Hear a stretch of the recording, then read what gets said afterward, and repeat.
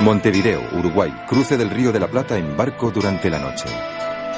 En 1924, Uruguay dejó el puerto de Montevideo rumbo a los Juegos Olímpicos de París, el primer equipo sudamericano en ir de gira por Europa. Fueron a probar suerte en Europa y dieron a conocer un fútbol novedoso. Se suponía que el fútbol uruguayo era, como todos los demás, hijo del fútbol inglés, lo que es verdad. Pero resulta que en América del Sur, este papá británico había tenido hijos que no se le parecían demasiado. Llegaron a Europa como perfectos desconocidos. Los uruguayos descubrieron que su oponente, Yugoslavia, había mandado espías para observar el entrenamiento. Y los uruguayos hicieron una práctica desastrosa. No embocaban una, pateaban la pelota a las nubes, hundían el pie en el piso en lugar de pegarle a la pelota, chocaban entre ellos, hicieron un verdadero desastre. Así que los yugoslavos informaron que eso era pan comido, que esa selección no valía nada, que era un mamarracho total.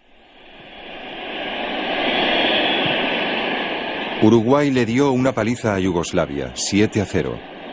Llegaron a la final, aquí contra Suiza, sorprendiendo a los europeos con su habilidoso fútbol de pases cortos.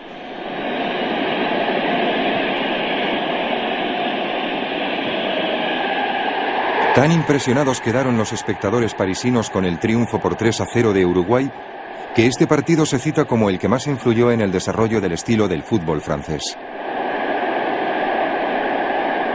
Con una población de apenas 3 millones, Uruguay les había dado una lección a los europeos y se habían consagrado campeones del mundo. Y esto puso al Uruguay en el mapa, un país chiquito, desconocido. La gran estrella del equipo uruguayo en el 24 fue un jugador negro, José Leandro Andrade, que fue llamado la Maravilla Negra por la prensa francesa. 4 años más tarde, Uruguay volvió a Europa, a los Juegos Olímpicos de Ámsterdam. Esta vez, Argentina también hizo el viaje. Ellos y Uruguay llegaron a la final. Después de empatar el primer partido a 1, hubo una demanda de 250.000 entradas para el partido final.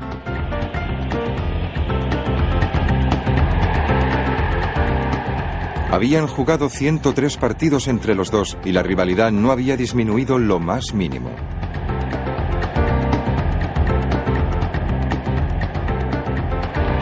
Argentina perdía por un gol de Figueroa.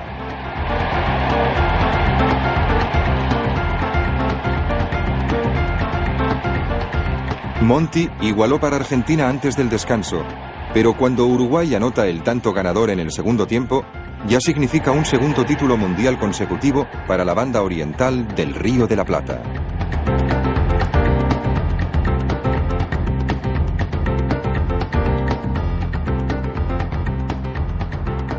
En los Juegos Olímpicos de Ámsterdam, Uruguay fue designado como anfitrión para la primera Copa del Mundo en 1930. A tal efecto, construyeron el estadio más grande de América del Sur, el Estadio Centenario. Prósperos, gracias a las exportaciones de carne de vaca y de lana, los uruguayos construyeron el estadio en menos de un año. 2 de las tribunas recibieron los nombres de Colombes y Ámsterdam, en conmemoración de sus 2 triunfos olímpicos. El estadio no se terminó hasta después del inicio del torneo. Antes de la ceremonia inaugural, 7 de los 13 participantes ya habían quedado fuera del torneo.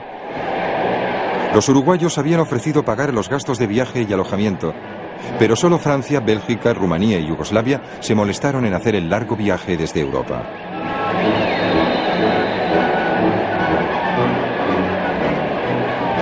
En cuanto a Brasil, solo cabe decir que seguía a la sombra del Río de la Plata. Voy a decir una cosa. Los únicos que se nombraban en ese tiempo eran Argentina y Uruguay. Brasil, para mí, jugó, pero yo no me acuerdo. Que ni sé cómo salió ni nada, pero porque ni se nombraba. Con Varalo en su equipo, Argentina llegó hasta los cuartos de final, nuevamente junto a Uruguay. Aquel gol de Héctor Castro, el último de Uruguay que ganó por 4-2, es el único gol de esa final que se conservó en una película. Uruguay fue el primer campeón de la Copa del Mundo, con sus 2 triunfos olímpicos, y consiguieron 3 títulos mundiales de forma consecutiva. Mi padre fue y tuvo que gritar a Uruguay porque si no lo mataban, me acuerdo que me dijo. Tuvo que levantar la banderita, guardársela la Argentina. Fue otra derrota embarazosa para los argentinos que rompieron relaciones diplomáticas con Uruguay. Durante los siguientes 30 años, Argentina permaneció alejada del fútbol mundial.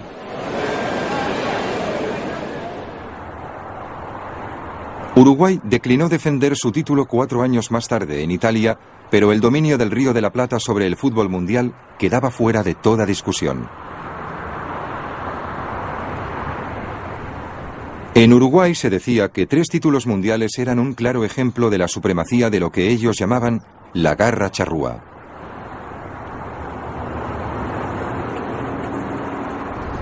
La garra charrúa es la idiosincrasia nuestra, es de todo uruguayo, no solo el jugador de fútbol, sino de todo uruguayo. Siempre quiere ir a más, siempre quiere llegar primero. Siempre, le ha gustado siempre las cosas difíciles, aunque en el fútbol siempre para nosotros fue difícil, ¿no?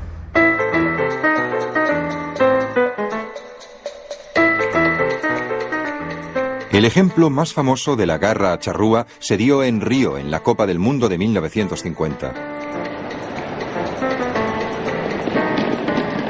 Brasil era el favorito para vencer a Uruguay en el partido final, en el recientemente inaugurado Maracaná.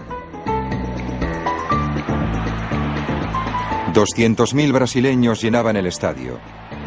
Los discursos de la victoria ya se habían dicho. El año anterior Brasil había ganado su primera Copa América desde 1922. Su primera Copa del Mundo parecía asegurada.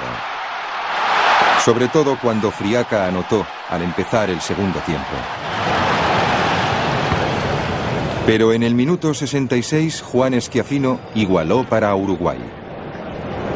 Los jugadores brasileños nos dimos cuenta que sintieron el impacto. Uno los tocaba y estaban fríos. Uno se daba cuenta que eso nos hacía ver a nosotros que podría faltar tiempo, pero que estábamos muy cerca de ganarla.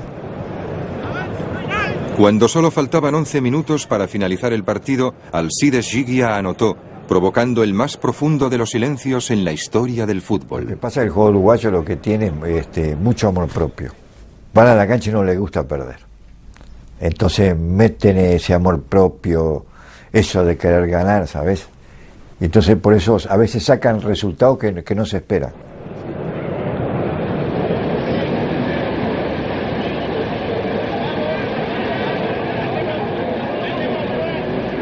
Lloraba, la gente lloraba.